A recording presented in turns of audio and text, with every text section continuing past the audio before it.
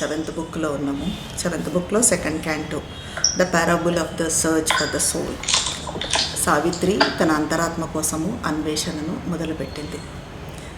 సావిత్రి తనంతాను నిశ్శబ్దం చేసుకునే కొద్దీ సావిత్రికి ఒక దివ్య స్వరం నుండి ఆదేశం వస్తుంది. అది ఏమంటే, remember why thou camest, find out thy soul, in silence seek God's meaning in thy depths, then mortal nature change to the divine అంటూ సావిత్రికి ఒక దివ్యస్వరము ఆదేశాన్ని ఇస్తుంది, ఒక యోగ ప్రణాళికను ఇస్తుంది. దీంతో సావిత్రి పూర్తిగా అంతర్ముఖమయ్యి తనంతా నిశ్శబ్దం చేసుకొని కళ్ళు మూసుకొని అంతరంలోకి పయనిస్తుంది. అప్పుడు ఆమెకు విశ్వంలో సంభవించిన గతం మొత్తము ఒక స్వప్నంలాగా, ఒక డ్రీమ్ లాగా కాస్మిక్ పాస్ట్ అంతా కనిపిస్తుంది. ఒక సాక్షిలాగా సావిత్రి దీన్నంతా చూస్తుంది. ఎలా అయితే అంతరాత్మ మొదలయ్యింది, శరీరము అంతరాత్మ నివసించే గృహంలా ఎలా మారింది, ఇవన్నీ కూడా సావిత్రికి కనిపిస్తూ ఉంటాయి. ఇంకా అలాగే మనలో కేవలము భగవంతుని వైభవాలు మాత్రమే కాకుండా భగవంతుని మన వ్యతిరేకతలు కూడా, మనలో కేవలం భగవంతుని వైభవాలే కాకుండా వ్యతిరేకతలు కూడా ఉన్నాయి. ఈ మనలోని వ్యతిరేకతలన్నీ మరి ఎక్కడ ఉన్నాయి, ఎలా ఉన్నాయి అంటే మన అచైతన్య అదో చైతన్య తలాలలో, మన ఇన్కాన్షియన్స్, సబ్కాన్షియస్ రీజియన్స్లో ఉన్నాయి అని చెప్పి సావిత్రికి అర్థమవుతూ ఉంది.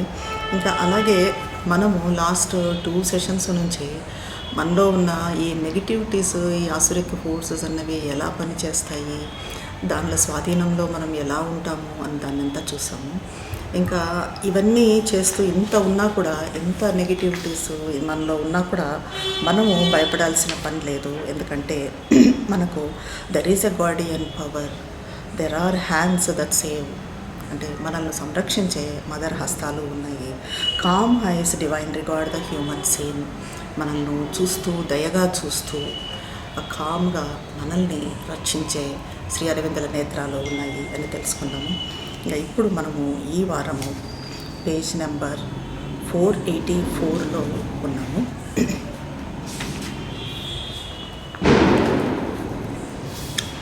అయితే లాస్ట్ వీక్ మనము చూసిన దాంట్లో above us dwells a superconscient God, 484 పేజ్లో, above us dwells superconscient God, hidden in the mystery of his own light, around us is a vast ignorance lit by the uncertain ray of human mind, below us sleeps the inconscient dark and mute అంటున్నారు. ఇక్కడ మనకు పైన super conscient God ఉన్నాడు, మన చుట్టూ విస్తారమైన అజ్ఞానం ఉంది, మన కింద ఇన్కాన్షియంట్ అచేతన ఉంది, మన పైన అతిమానస చేతన ఉంది, సత్య చైతన్యం ఉంది, మనకు చుట్టూ అజ్ఞానం ఉంది, మనకు క్రింద ఇన్కాన్షియన్స్ ఉంది అని చెప్పి శ్రీ అరవిందులు చెప్తున్నారు. అయితే దీన్ని మనం ఒకసారి చూస్తే ఈ సూపర్ కాన్షియంట్, ఇన్కాన్షియంట్ అన్నది ఒకసారి మదర్ చేసిన కార్యము గుర్తు తెచ్చుకుంటే 1956 ఫిబ్రవరి 29న ఈ సూపర్ కాన్షియంట్ ఫోర్స్ని, ఆ లైట్ని కిందకు రానియకుండా అడ్డుగా ఉన్న ఈ గోల్డెన్ డోర్స్, బంగారు తలుపులను తన ఒక పెద్ద సుత్తి తీసుకొని దాన్ని పగలగొట్టడము, అక్కడి నుంచి కాంతి ప్రవాహంలాగా, ఈ అతిచేతన కాంతి ప్రవాహంలాగా క్రిందకి దిగి రావటము, ఇదంతా మనకు తెలిసిందే. అది అయితే క్రిందకు దిగి వచ్చినప్పుడు ఏమైందంటే, అది క్రిందకు దిగి రావటం అన్నది మదరు చేశారు ఆ గొప్ప కార్యాన్ని. కానీ అది కిందకి దిగి రాగానే జరిగింది ఏమంటే, ఈ కింద ఉన్న ఇన్కాన్షియన్స్ అన్నది దాన్ని మింగేసింది. అది అచైతన్యం అన్నది దాన్ని, ఎందుకంటే అచైతన్యం అంతా గొప్పగా ఉంది, ఆ వచ్చిన సూపర్ కాన్షియంట్ని ఇది మింగింది. అంటే సూపర్ కాన్షియంట్ మరి ఏంటది, అది ఆమ్నిపోటెంట్, ఆమ్నిసెంట్, సర్వజ్ఞుడు, సర్వజ్ఞత, సర్వసమర్థత ఉన్న ఆ అతిచేతనను, అతిమానస చేతనను మరి ఇన్కాన్షియంట్ మింగింది. ఇది మనకు పురాణాల్లో కూడా చూస్తే ఒక్కసారి మహావిష్ణువును ఒక అసురుడు మింగేసి 3 నెలలు తన కడుపులో అలాగే దాచిపెట్టుకొని ఉంటాడు.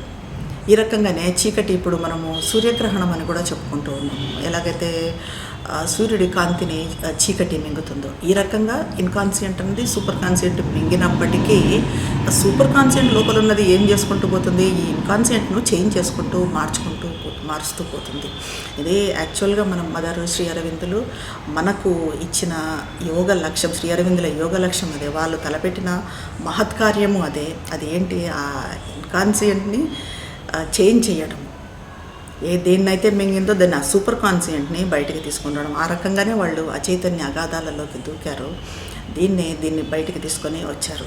సో అది ఇక్కడ మనకు అనిపిస్తుంది. ఇంకా తర్వాత మనం చూసింది ఏమంటే, a supreme light in the truth conscious vast, it sees from summits beyond thinking mind, it moves in a splendid air transcending life, it shall descend and make earth's life divine. Truth made the world, not a blind nature's force. A supreme light in the truth conscious vast. It sees from summits beyond thinking mind. మన thinking మైండ్కి బియాండ్గా ఏముంది, ఈ super conscious, ఈ truth conscious vast అన్నది అది మరి ఎక్కడ ఉంది అంటే, మన మన ఆలోచించే మనసుకి, మన ఏదైతే థింకింగ్ మైండ్ ఉందో దానికి అతీతంగా ఇది ఉంది. సత్య చైతన్యంలోనే ఆలోచించే మనసుకు అతీతంగా దివ్యవాయువులో జీవితాన్ని అతిశయించే ఒక శోభాయమాన వాతావరణంలో ఇది సంచరిస్తూ ఉంది. ఇది క్రిందకు దిగి వచ్చి భూ జీవితాన్ని దివ్యం చేస్తుంది. ఈ ట్రూత్ కాన్షియస్ ఎప్పుడైతే క్రిందకు దిగి వస్తుందో అప్పుడు అది భూ జీవితాన్ని దివ్యం చేస్తుంది. అలాగే ఈ ప్రపంచాన్ని తయారు చేసింది పరమసత్యం, ఒక అంధ ప్రకృతి కాదు. ఈ ప్రపంచాన్ని తయారు చేసింది ఒక పరమసత్యం, ట్రూత్ ప్రపంచాన్ని తయారు చేసింది, కానీ ఒక అంధ సత్యం కాదు. Truth made the world, not a blind nature force అంటున్నారు. ఇక్కడ మనము పైన ఉన్న సూపర్ కాన్షియంట్, కింద ఉన్న ఇన్కాన్షియంట్ అని చెప్పుకుంటూ ఉన్నాము.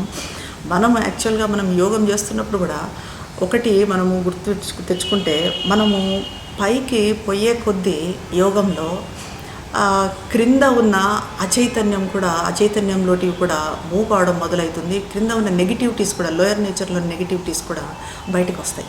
ఎందుకంటే పైకి పోతున్న కొద్దీ అంతవరకు మనకు దాని అవేర్నెస్ ఉండదు కాబట్టి అవి అలాగే ఉంటాయి. అవి ఉన్నాయనేది కూడా మనకు తెలియదు. ఎప్పుడైతే మనము ఇలా యోగం చేసుకుంటూ పైకి పోతూ ఉంటామో, అంటే కొంచెం అవేర్నెస్ పెంచుకుంటూ ఒక దీంతో డీప్గా లోపలికి ప్రయాణం చేస్తూ పోతాము, అప్పుడు మనలోని నెగిటివిటీస్ కూడా అప్పుడు ఎక్కువ వస్తాయి. అందుకే అప్పుడు మనము కంగారు పడిపోతాం. అరే నేను యోగం చేస్తున్నాను, యోగం చేస్తున్న కొద్దీ ఇంకా నాలో నెగిటివిటీస్ బయటకు వస్తున్నాయి అని. దానికి కారణం ఇదే. ఇప్పుడు ఉదాహరణకు హిమాలయాస్ చూడండి. హిమాలయాస్ పైన ఎంత ఉన్నాయో, మనకు పైన కనిపించే దగ్గర ఎంత కనిపించే హిమాలయాస్ ఎంత ఉన్నాయో, అట్లాంటిక్ ఓషన్ కింద అంతే ఉన్నాయంట హిమాలయాస్. అంటే పైన ఎంత ఉన్నాయో కింద కూడా అంతే ఉన్నాయి. ఈ రెండిటికి మనం ఏం చేయాలి, మరి రికన్సైల్ చేసుకోవాలి. మరి మనం యోగంలో పైకి పోతున్న కొద్దీ మన కింద నెగిటివిటీస్ ఉన్నాయని తెలిస్తే మనం ఏం చేయాలి అంటే, మనం పైకి పోతున్న కొద్దీ మనం పొందే ఆ కాంతిని కానీ, మదర్ గ్రేస్ని కానీ, మదర్ లైట్ని దాని మీద మన నెగిటివిటీస్ మీద ప్రసరింపచేసినప్పుడు ఇవి నెమ్మదిగా మనలో ఉన్న లోయర్ నేచరు ట్రాన్స్ఫార్మ్ అవుతూ వస్తుంది. అది ఒకటి. ఇంకా తర్వాత మనం పేజ్ నెంబర్ 485 చూస్తే, there are greatnesses hidden in our unseen parts that wait their hour to step into life's front. We feel an aid from deep indwelling gods. One speaks within, light comes to us from above. ఇక్కడ మనం last week ఆపేసాము. మన విస్తార దివ్య ఔన్నత్యాలు ఇక్కడ లేవు. అతి చైతన్య తేజస్సులో భగవంతుని వదనంతో వైభవోపేతంగా ఉన్నాయి. మన శాశ్వతత్వానికి చెందిన దృక్పథము అక్కడ ఉంది. మన దివ్య స్వరూపం అక్కడ ఉంది. ఎప్పటికీ వృద్ధాప్యం రాని భగవంతుని దృష్టి అమృత విషయాల మీద ఉంది. మనము మరణాన్ని, కాలాన్ని తప్పించుకొని ఆయన శాశ్వతత్వంలో, కాంతిలో, ఆనందంలో ఉంటే ఆయన సంతోషిస్తాడు. మన విశాల అస్తిత్వ నిగూఢ గోడల వెనుక ఆసీనమై ఉంది. మన విశాల అస్తిత్వం ఎక్కడ ఉంది? నిగూఢ గోడల వెనుక ఆసీనమై ఉంది. మనకు కనిపించని భాగాలలో మన ఔన్నత్యాలు ఉన్నాయి. ఇవి జీవితంలో ముందుకు వచ్చే గడియ కోసము ఇవి వేచి చూస్తూ ఉన్నాయి. మన లోతులలో నివసిస్తున్న భగవంతుని సహాయాన్ని మనం అనుభూతి చెందుతాము.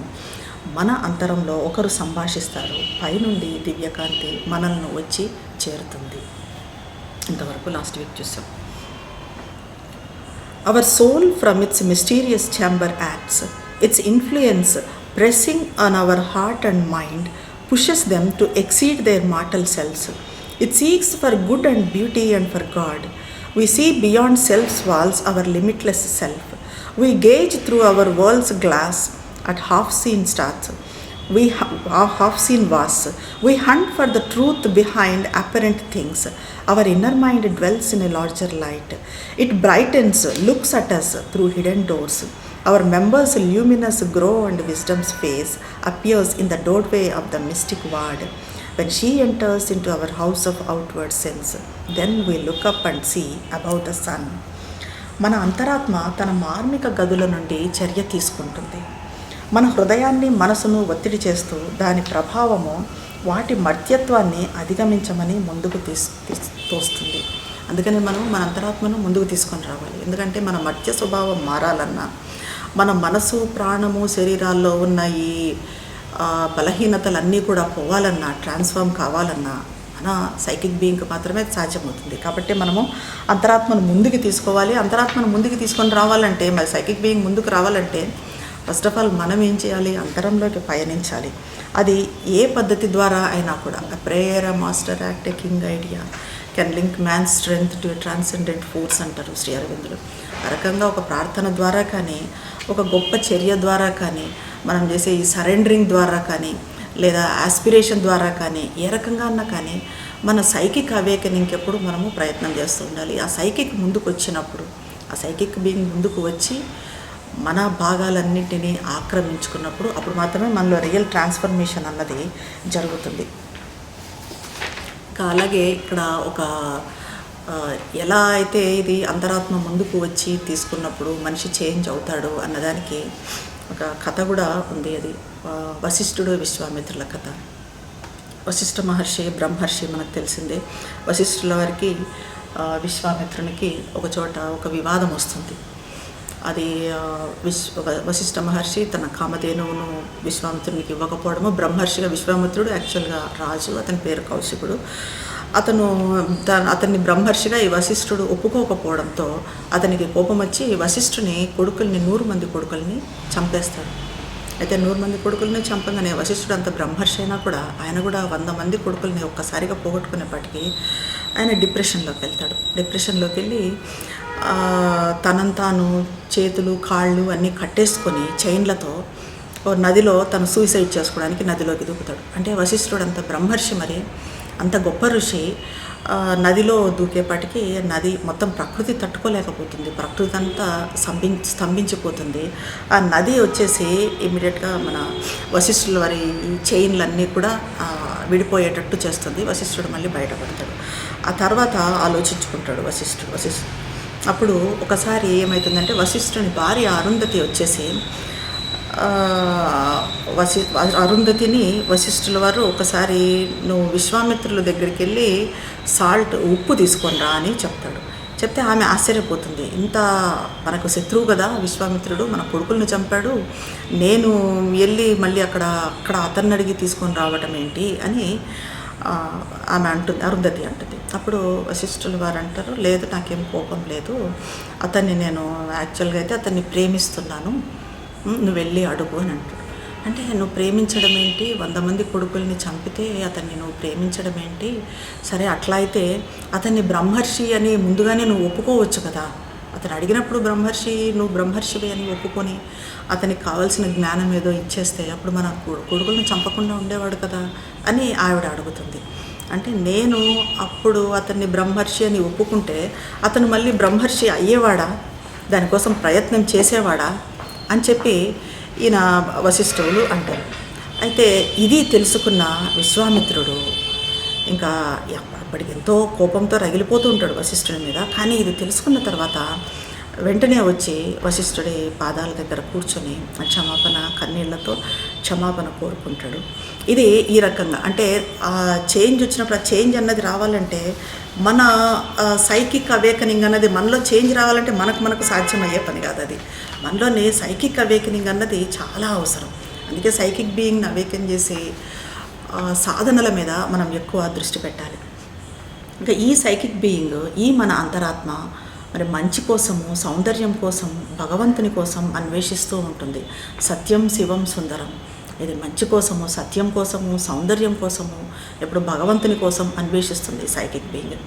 మన పరిమిత తత్వ గోడలకు అతీతమవుతే మన అపరిమిత తత్వాన్ని చూడగలుగుతాం. అలాగే ఇప్పుడు ఎలాగైతే విశ్వామిత్రుడిది వశిష్ఠుడిది కథ చెప్పుకున్నామో ఆ రకంగా మన లిమిటెడ్ నేచర్కి మనము బియాండ్ అయితే తప్ప ఈ అపరిమితత్వాన్ని, ఈ వాస్నెస్ని అన్నదాన్ని మనము తెలుసుకోలేము.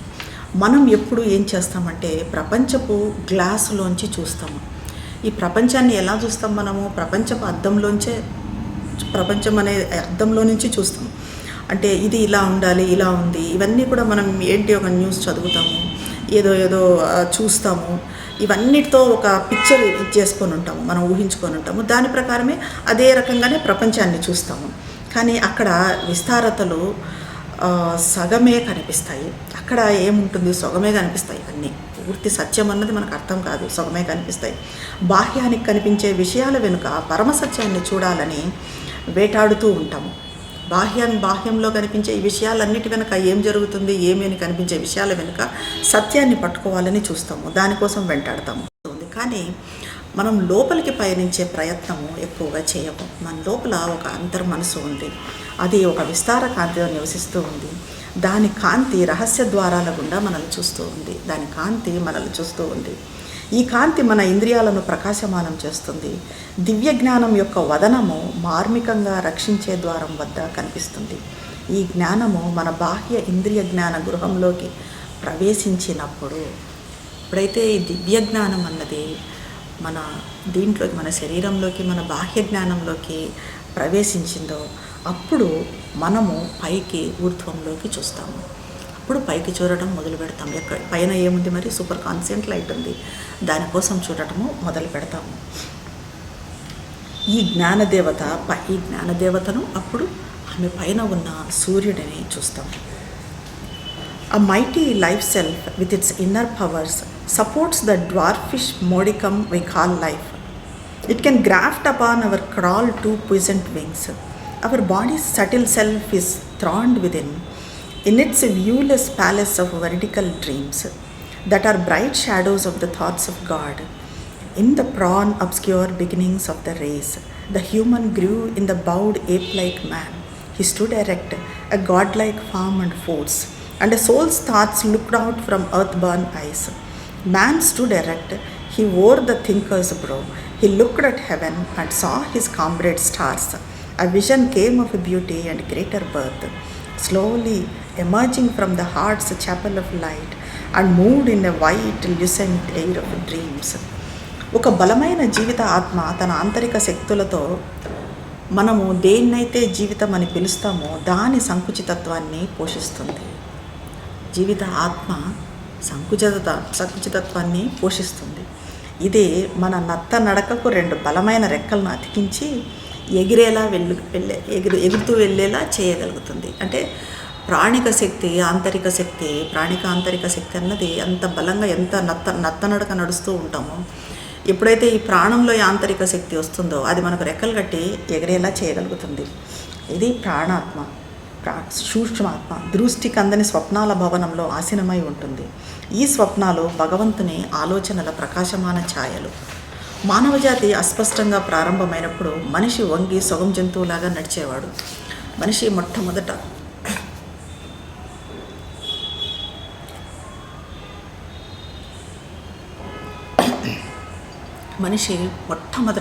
వచ్చినప్పుడు సొగం వంగి నడిచేవాడు. మొట్టమొదట అది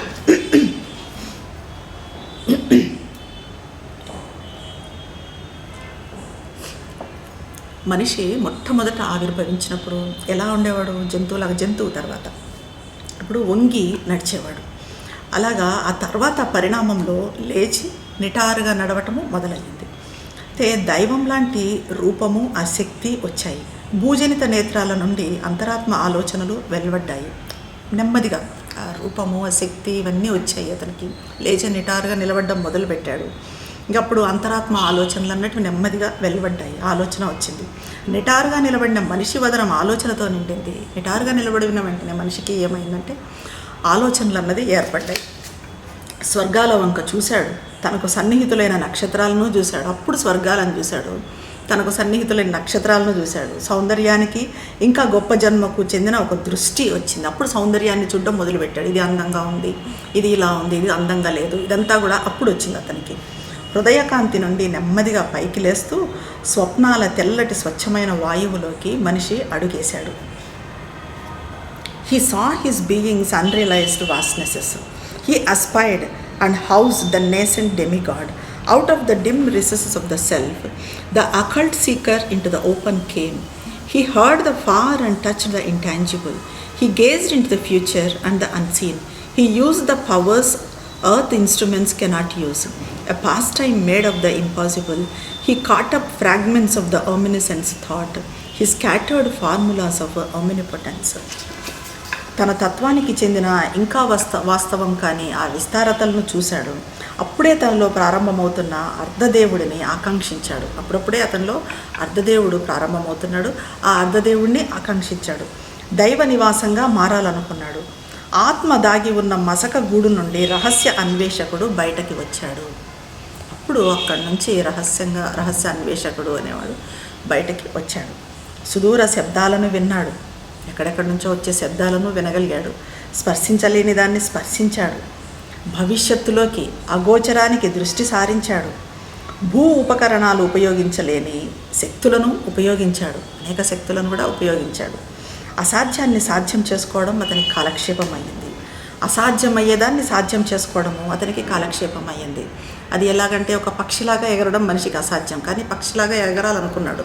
ఎగరాలనుకొని రెక్కలు కట్టుకొని ప్రయత్నం చేసాడు. రకరకాలుగా ప్రయత్నం చేసి ఎలా ఏరోప్లేన్ను కనిపెట్టాడు. అదే రకంగా ఈ ఎవరెస్ట్ శిఖరాన్ని ఎక్కడం అది సాధ్యమయ్యేది కాదు, కానీ అసాధ్యమైన దాన్ని సాధ్యం చేసుకున్నాడు. అతనికి అది కాలక్షేపం అయ్యింది.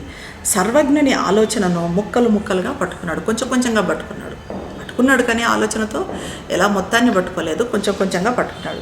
సర్వసమర్థుని సిద్ధాంతాలను ఈ రకంగా వెదజల్లాడు తను పట్టుకున్న వాటిని. Thus man in his little house made of earth's dust grew towards an unseen heaven of thought and dream, looking into the vast vistas of his mind. On a small globe dotting infinity, at last climbing a long and narrow stair, he stood alone on the high roof of things and saw the light of a spiritual sun. అలా మనిషి భూమన్నుతో తయారైన చిన్న గృహం అంటే తన శరీరం, ఆ శరీరం పృథ్వీతత్వం. సో ఆ శరీరంలో ఆలోచనలతో స్వప్నాలతో ఉన్న చూడని స్వర్గానికి ఎదిగాడు. ఆలోచించుకుంటూ స్వప్నాల్లో ఏదో స్వర్గం ఉన్నట్టుగా ఆ స్వప్నాల్లో దానిపైకి ఎదిగాడు.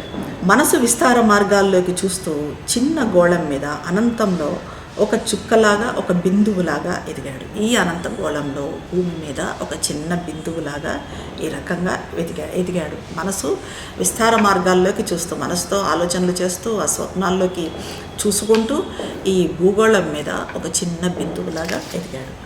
చిట్ట చివరకు ఒక పొడవైన ఇరుకు మెట్ల గుండా పైకెక్కుతూ విషయాల ఉన్నత కప్పు పైన ఒంటరిగా నిలబడ్డాడు.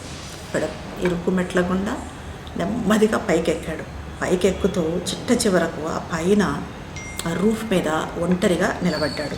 అక్కడ నుండి ఆధ్యాత్మిక సూర్యుని కాంతిని చూశాడు.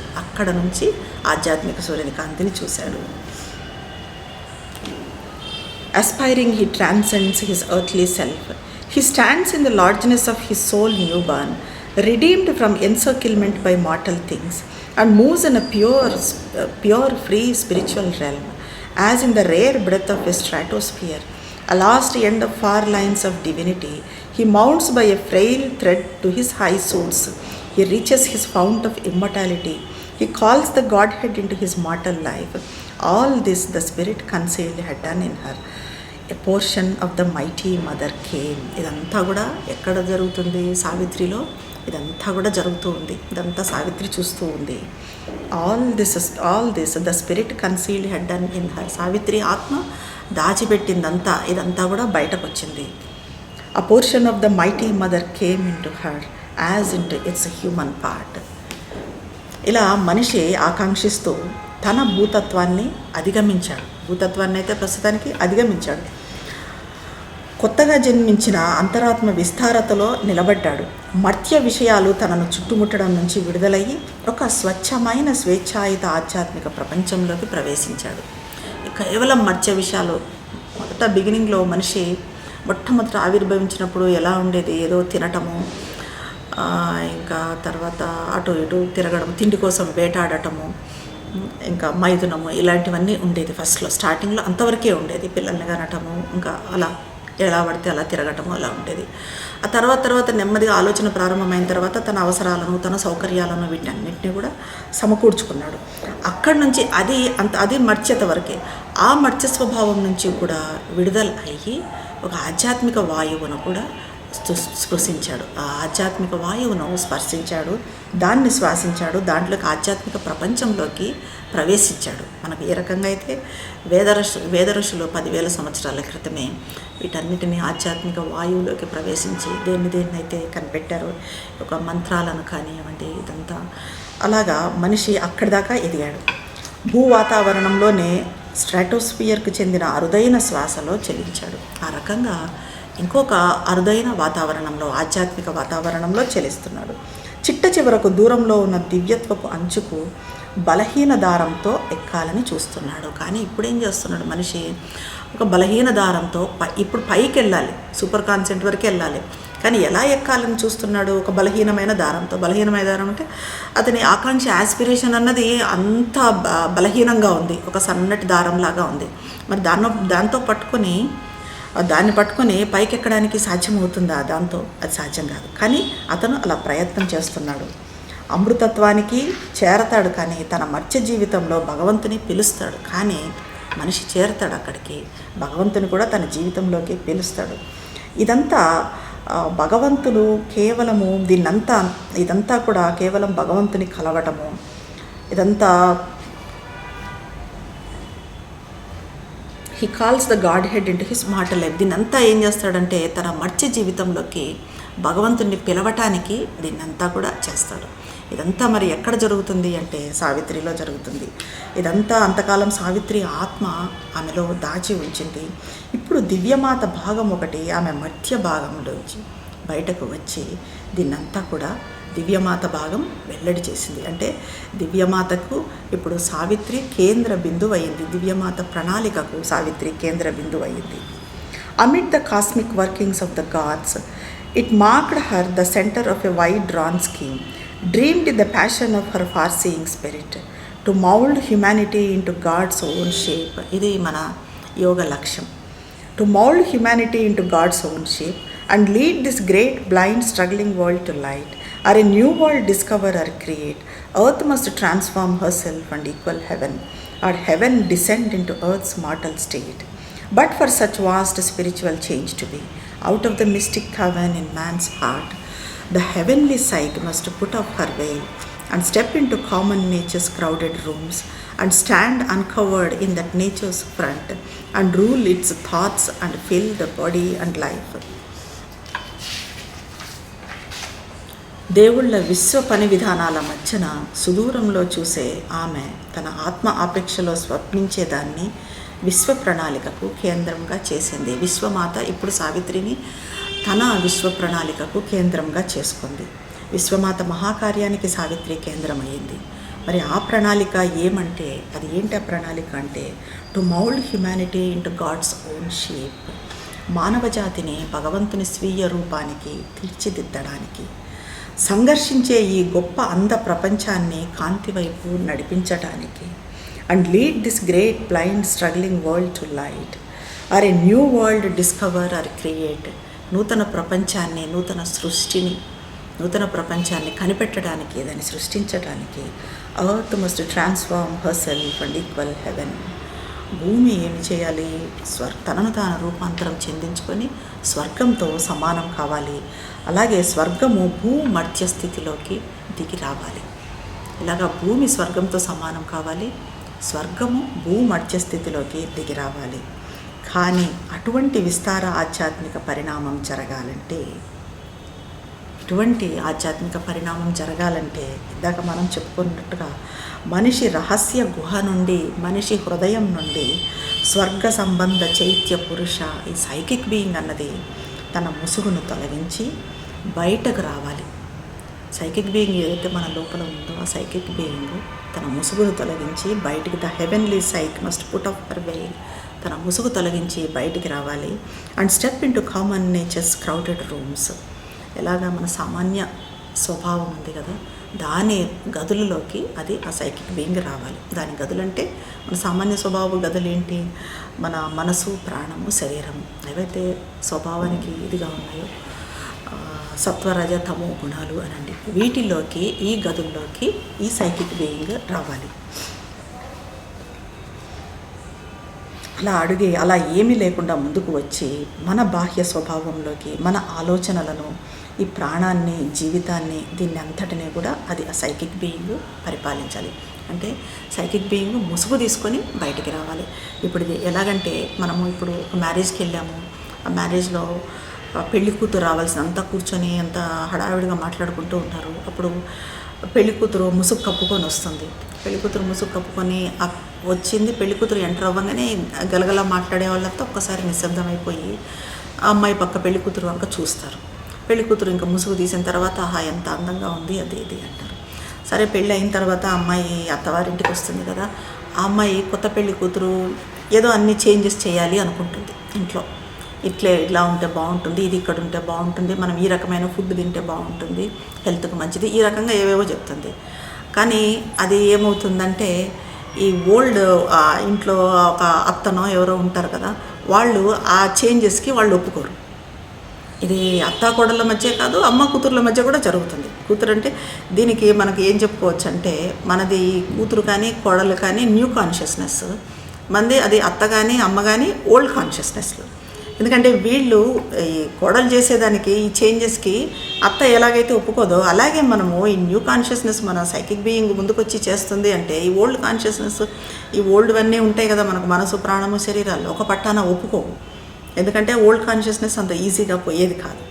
దానికి ఈ న్యూ కాన్షియస్నెస్ని చెయ్యనియము. కానీ ఆ న్యూ కాన్షియస్నెస్ని చేసుకొనిస్తే, అలాగే మనము మన సైకిక్ బీయింగ్ని బయటికి తీసుకొని వచ్చి దాని పని చేసుకొనిస్తే, మన మనసు, ప్రాణము, శరీరాలను ఆక్రమించి ఈ ట్రాన్స్ఫార్మ్ చేయడానికి, ఇవి ట్రాన్స్ఫార్మ్ కావడానికి, అప్పుడు మాత్రమే ట్రాన్స్ఫార్మ్ కావడానికి అవకాశం ఉంది. అప్పుడు మాత్రమే ఈ మనం ఏదైతే మన లక్ష్యం అని చెప్పుకున్నామో, earth must transform herself and equal heaven, or heaven descend into earth's mortal state అని చెప్పుకున్నామో, ఆ స్పిరిచువల్ చేంజ్ అన్నది, ఆధ్యాత్మిక పరిణామం అన్నది జరుగుతుంది. ఇదంతా కూడా సావిత్రికి తెలిసి వస్తూ ఉందన్నమాట. were passing incidents, obstructing with their transient view her sight that must break through and liberate the God, imprisoned in the visionless mortal man. The inferior nature born into ignorance still took too large a place. It veiled herself and must be pushed aside to find her soul. ఒక మహోన్నతమైన ఆదేశానికి విధేయమయ్యి సావిత్రి తనలో తాను అంతర్ముఖమయ్యి కూర్చొని ఉంది.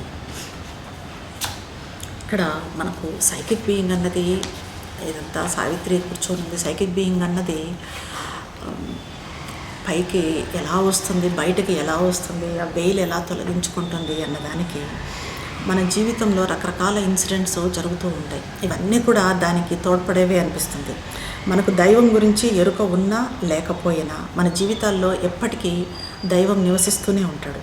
మనం తప్పులు చేసినప్పుడు వాటి ద్వారా మనం పరివర్తన చెందేటట్టుగా మనల్ని నిర్దేశిస్తాడు. అలాగే భౌతిక విషయాల్లో మనం పొందే విజయాలు, మన ధనం కానీ, పదవి కానీ, సకల భోగాలు, ఇవన్నీ కూడా మనం ఘనతగా భావిస్తాం. కానీ ఆధ్యాత్మికంగా అవి మనకు దైవాన్ని దూరం చేయొచ్చు. మేబీ చెప్పలేం. ఈ కష్టాలే మనకి దైవాన్ని దగ్గరికి చేయొచ్చు. ఒక్కోసారి మనం అపజయాలుగా భావించే వైఫల్యాలు, కష్ట నష్టాలు, బాధలు మనం దైవం వైపుగా మనల్ని మేల్కొల్పుతాయి. ఇలా మనం దైవాన్ని శ్వాసించడం జరుగుతుంది. మన పాపపుణ్యాల నిర్ణయంతో ఇతరుల నుండి మనల్ని మనం వేరు చేసుకునే అహంకారపూరిత విభజనను తొలగించడానికి దైవం ఇలా మార్గనిర్దేశకం చేస్తాడు. ఏ రకంగా అయితే మనము ఇది పాపము, ఇది పుణ్యము, వాడు మంచోడు, నా చెడ్డు మంచోడు కాదు, నేను మంచోడిని అని చెప్పి ఎలా అయితే మనము సపరేట్ చేసుకుంటూ ఉంటామో, విభజిత అహంకారం అన్నది పోవటానికే భగవంతుడు ఈ రకంగా మనకు మార్గనిర్దేశం చేస్తూ ఉండొచ్చు. ఇంకా మనము దుఃఖంలో కన్నీరు గార్చినప్పుడు భగవంతుడు మనతోనే ఉంటాడు. విజయానందంతో గంతులేసినప్పుడు మనతోనే ఉంటాడు. మనల్ని ఎప్పటికీ త్యజించడు. అయితే మన ప్రార్థనకు ఆయన సమాధానం ఇవ్వటం లేదు అంటే మనము కరెక్ట్ అయిన వాటిని, యుక్తమైన వాటిని కోరుకోవటం లేదు.